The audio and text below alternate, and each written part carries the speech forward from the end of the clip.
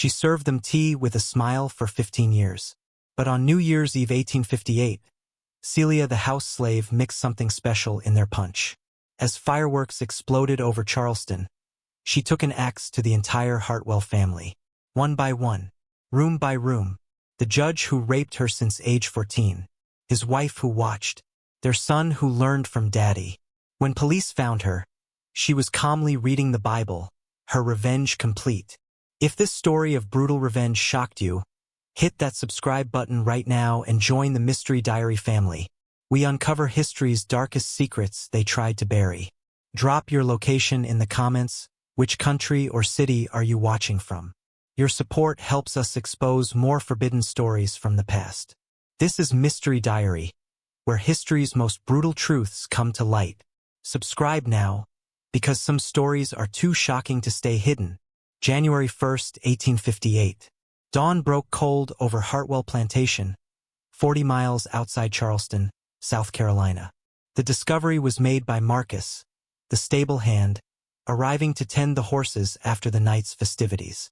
The front door stood ajar, unusual for a house that prided itself on order. Inside, a scene that would haunt the county for generations. The grand parlor, still decorated with holly and ribbons, had become a charnel house.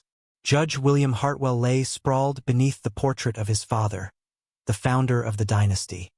His wife, Margaret, had fallen near the piano she'd played just hours before. Their son James, home from university, was found in the hallway, apparently trying to reach the door. Each had been struck down with precise axe blows, their evening finery soaked in blood that had pooled on the imported Persian rugs.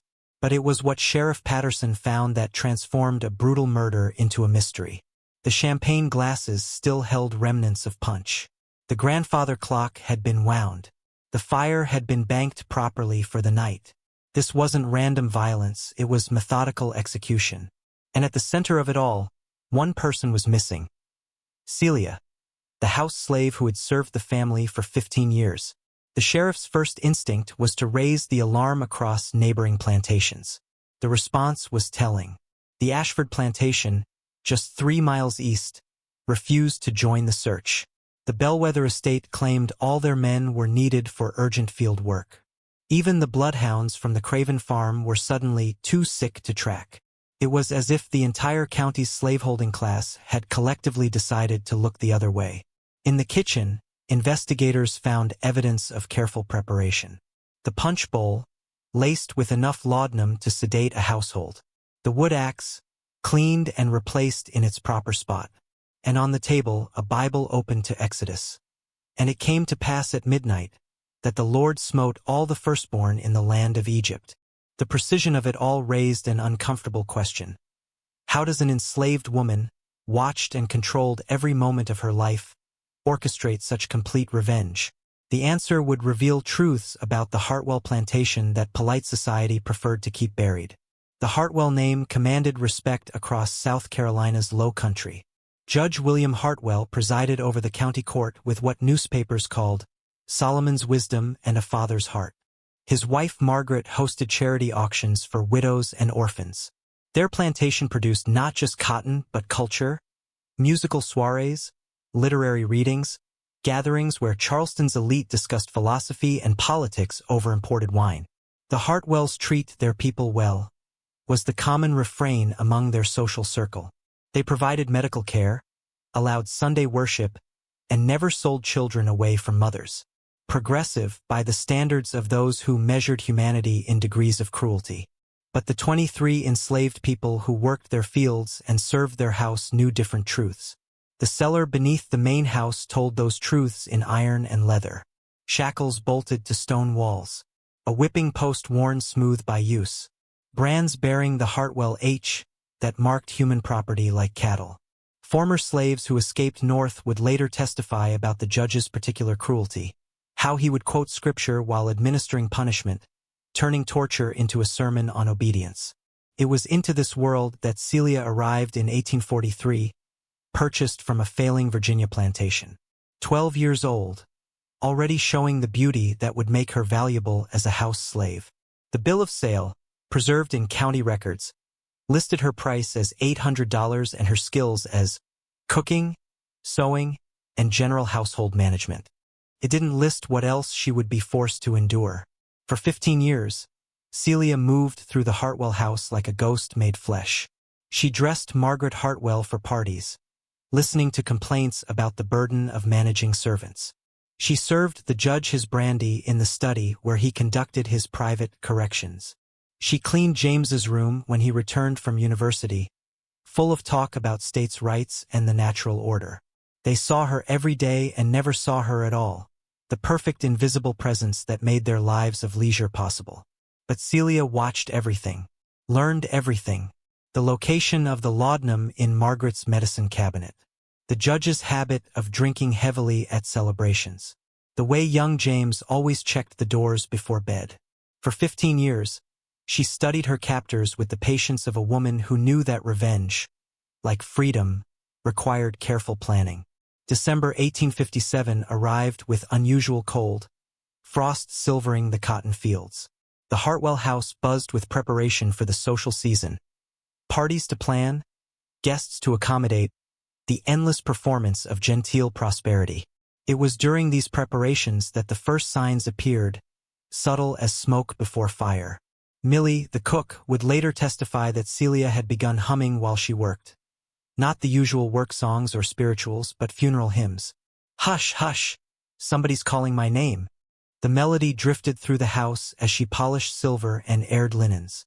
When Margaret Hartwell commented on the morbid choice, Celia simply smiled and said, "Just thinking on the year's end, mistress. How all things must pass." Thomas Briggs, the overseer, noticed material irregularities. A hatchet missing from the tool shed, though it reappeared days later. Rope cut from the barn, blamed on field hands. Small thefts that seemed meaningless individually but suggested something when viewed together. Briggs mentioned his concerns to Judge Hartwell over evening brandy. The judge laughed. "Celia? She's been with us 15 years. Docile as a lamb. You're seeing shadows, Thomas." But Celia had developed a peculiar interest in the family's traditions. She asked Margaret about the New Year's Eve punch recipe, claiming she wanted to perfect it. She inquired about the timing of toasts, the order of service, when the other slaves would be dismissed to their quarters. Her questions seemed born of dutiful attention to detail. Margaret was pleased. Here was a slave taking pride in her work. The week before Christmas, something shifted in the quarters. The field hands grew quiet when whites approached. The house slaves moved with unusual coordination, as if choreographed. Solomon, who worked the stables, saw Celia meeting with old Bessie, the root woman who tended the sick. Their conversations stopped when anyone drew near. On Christmas Day itself, the Hartwells hosted their annual feast. Celia served flawlessly, anticipating every need, earning compliments from guests on the perfectly seasoned goose and smooth service.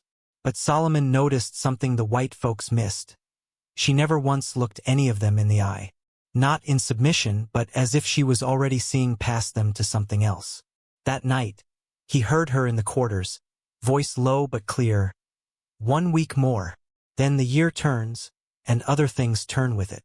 Solomon had worked the Hartwell stables for 20 years.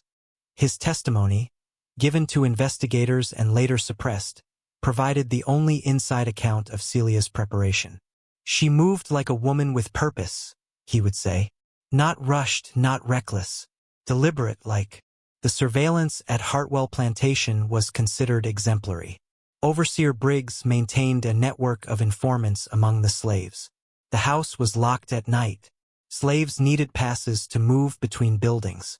Yet Celia found the gaps in this system like water finding cracks in stone. She knew Briggs drank heavily on Saturday nights. She knew which house slaves could be trusted with silence. Most importantly, she knew that the whites' confidence in their control made them blind to careful rebellion. 3 months before New Year's Eve, Solomon observed Celia's visits to old Bessie increase. The root woman possessed knowledge passed down through generations, which plants healed, which harmed, which could make a man sleep so deep he'd never wake.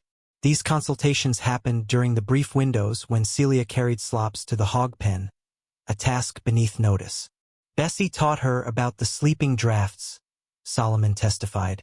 Said it was for the mistress's headaches. But Celia, she asked specific questions. How much for a large man? How long before it worked? What would mask the taste? Bessie, who had seen too much suffering in her 70 years, answered every question with the patience of a teacher. The genius of Celia's plan lay in its use of routine. She tested the laudanum mixture on the hunting dogs, mixing it with their evening meal. When they slept undisturbed through the night, she knew the dosage. She practiced with the wood axe during her early morning chore of splitting kindling, building strength and precision. Every action had a legitimate purpose that concealed its true intent. Other slaves knew. They had to. The plantation quarters held no secrets. But a conspiracy of silence protected Celia. Field hands who saw her gathering herbs said nothing. House slaves who noticed missing laudanum stayed quiet. Even the children, usually eager to curry favor by tattling, held their tongues. As Solomon put it, we all knew something was coming, didn't know what exactly, but we knew to stay out of her way and keep our mouths shut. Sometimes silence is the only rebellion you got. New Year's Eve, 1857. The Hartwell mansion glowed with candlelight as Charleston's elite gathered for the family's legendary celebration. Judge Hartwell raised his glass at 11:30, praising God for another prosperous year. The guests applauded, unaware that their punch had been carefully doctored hours earlier. Celia moved among them like a shadow, refilling glasses, ensuring everyone drank deeply. The laudanum mixture was masterful, enough to induce heavy drowsiness but not immediate unconsciousness. Guests began yawning by 11:45, attributing it to the late hour and rich food. Margaret Hartwell played one final song on the piano, her fingers stumbling over familiar keys. By midnight, as fireworks exploded over Charleston Harbor, the parlor had become a scene of genteel slumber. Guests dozed in chairs. The judge snored softly on the settee.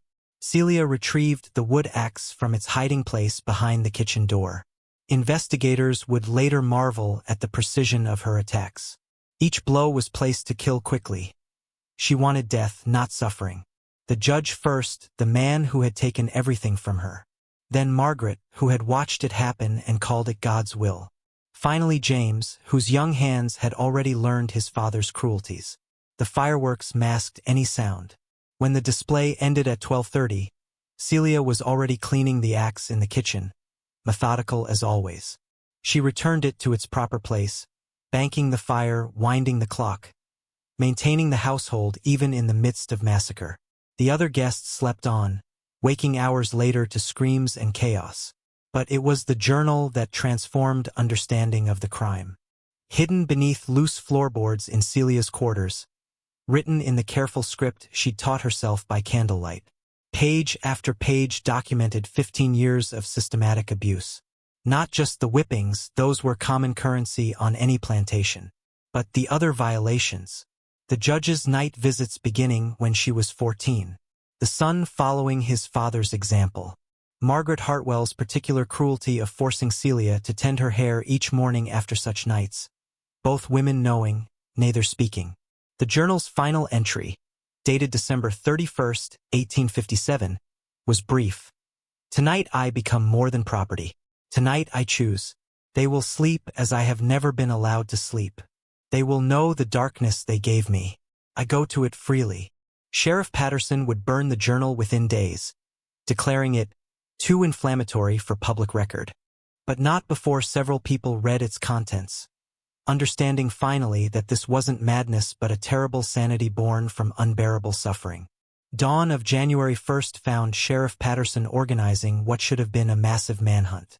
Every plantation within 50 miles should have contributed men and dogs.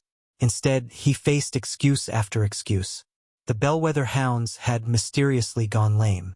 The Ashford overseer claimed urgent business in Charleston. Even poor white farmers, usually eager to join slave hunts for the bounty, seemed reluctant. The official narrative spoke of a savage rampage, requiring immediate action. Newspapers would describe Celia as a mad negress who had betrayed her benevolent masters. But the investigation revealed a different story. Celia had walked calmly from the Hartwell house, taking only her journal and her mother's Bible. Witnesses saw her on the road at dawn, moving without haste. When questioned later, they claimed they thought she was on an errand. For 3 days, Celia moved through the county like a ghost. She appeared at the Riverside plantation, where her sister lived, long enough to embrace her and leave a message. "Tell them I was free for 3 days." Field hands reported seeing her near the old cemetery where enslaved dead were buried unmarked. Each sighting came hours after she'd moved on, as if the entire enslaved community was operating on a different timeline than their pursuers. The search parties found evidence of assistance. Fresh bread left at crossroads, a shawl hanging from a tree, pointing towards safe paths, wells where the bucket had recently been drawn. The enslaved community had created an underground railroad in reverse, not to help someone escape to freedom, but to give someone already free a few more days of choice. On January 3rd, Reverend Michael Dawson of the African Methodist Church sent word to Sheriff Patterson. Celia was in his church, he said, and had been there since morning. The sheriff arrived with a dozen armed men, expecting resistance. Instead, they found Celia sitting in the front pew, reading from Psalms. She looked up at their entrance and closed the Bible carefully. "I've been waiting," she said simply. "I wanted to finish my reading." She offered no resistance as they shackled her. Witnesses said she seemed at peace, more free in chains than she'd ever been in the Hartwell house. When Sheriff Patterson asked why she hadn't run farther, hadn't tried to reach the north, she looked at him with something like pity. "You still don't understand," she said. "I wasn't running. I was finished. A person can't run from something that's already over."